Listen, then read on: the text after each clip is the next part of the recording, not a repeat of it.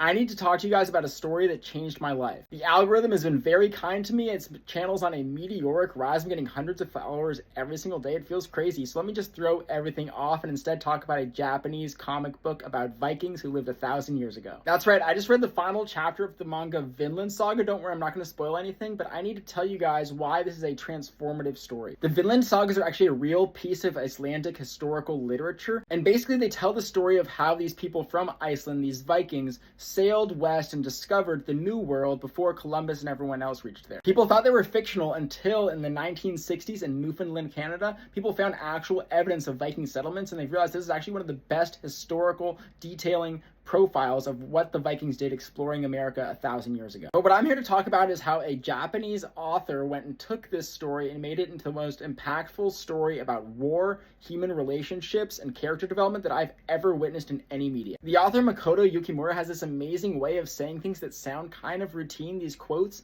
and then they just build on you as the story progresses. 4 words: I have no enemies. It's really a coming of age story about Thorfinn Karlsefni, a real Viking, following him from childhood up until when he became one of the earliest expeditioners to America. It was this quote the author said summing up the story that made me want to make this video, actually. You'll see some characters you've maybe heard of, like Leif Erikson, Knut the Great. But really, this is about an amazing life led by Thorfinn, from watching his father be killed as a young child, seeking revenge all through his young adulthood, becoming the fiercest warrior he could possibly become. All the while with his father's words in the back of his head, a true warrior does not need a sword. Thorfinn's dad was one of the strongest Vikings alive, but at the time of his death, he was not fighting anymore. He would say things like, I have no enemies. The first season, which is basically the prologue, you realize, is very violent, very much like a lot of these sort of battle action anime where there's a lot of fierce one-on-one duels, power progression, all of these elements. And it's cool to get that slice of Viking life, understand how brutal it was to be alive in that time fighting. But then the second season shows a whole other side of things. Thorfinn is sold into slavery. He has to become a farmer. He has to learn a whole new set of skills and realign his whole life philosophy. And though you're used to seeing Thorfinn getting beaten half to death,